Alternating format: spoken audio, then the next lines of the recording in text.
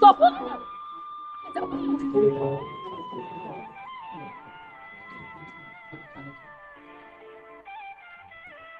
ও আমার ছেলে, কি অবস্থা?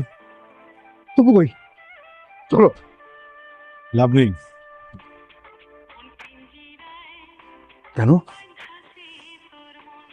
দেখেন, আপনার এই ছেলেটা ওয়েস্ট, গার্বেজ, অযোগ্য। পাগল নাকি? মাথা ঠিক আছে? আমার ছেলের এই অবস্থা না হলে আমি কেটে দুই টুকরা করতাম। আমার ছেলে ওয়েস্ট, ছেলে গার্বেজ, এই কথা আপনার মুখে খারাপ। আপনাদের কথাটাই তো বলতেছি। আপনাদের মুখ থেকে বের হওয়া কথাটা যখন আপনাদের কানে যে পৌঁছায় এত কষ্ট লাগে কেন? হ্যাঁ, এটা তো আমার কথা না, এটা আপনাদের কথা। শুধু আপনাদের না, আপনাদের মতো আরো কয়েক হাজার প্যারেন্টসদের কথা, এই সোসাইটির কথা।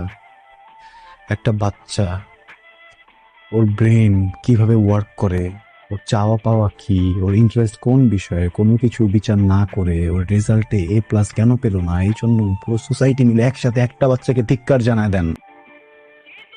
আপনাদের কথা। হ্যাঁ, এখন কেন গায়ে লাগছে? কেন গায়ে লাগছে বলেন না, কথা কেন বলছেন না বলেন? দেখেন,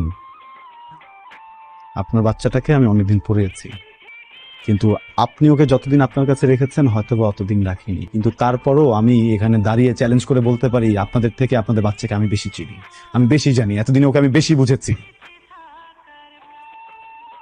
আপনার বাচ্চাকে আমি যখন পড়াতে এসেছিলাম তখন 7 বিষয়ে ফেল করা স্টুডেন্ট ছিল। বোর্ড এক্সামের পরে এই একই স্টুডেন্ট একটা বিষয়ও ফেল করেনি, উত্তীর্ণ হয়েছে নিজে নিজে পরীক্ষা দিয়ে। আপনারা হুমড়ি খেয়ে পড়লেন কেন A+ পেল না? কেউ কি একটাবার জিজ্ঞেস করেছেন 7 বিষয় ফেল করা স্টুডেন্টটা কিভাবে A- পেলো, কিভাবে পাস করলো, প্রত্যেকটা সাবজেক্টে কিভাবে পাস করলো, কেন পাস করলো?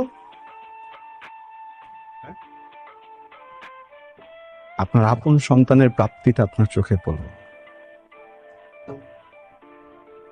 কেন A+ রেসে ও দৌড়ে ওখানে পার পেলো না, এটা আপনাদের চোখে ঠিকই পড়লো। এমন সন্তানে তো মরেই যাওয়া উচিত। ওকে বাচ্চা রেখে কি করবেন? আপনার বাচ্চা A+ পায়নি, এটা নিয়ে যদি সোসাইটির মানুষও ওকে 5টা বাজে কথা বলে, আমি লিখে দিতে পারবো, আপনারা কেউ প্রোটেস্ট করবেন না, আপনারা বলবেন ঠিকই বলেছেন। কেন আপনার সন্তানকে কেন আরেকজন কথা বলবে? ও তো উত্তীর্ণ।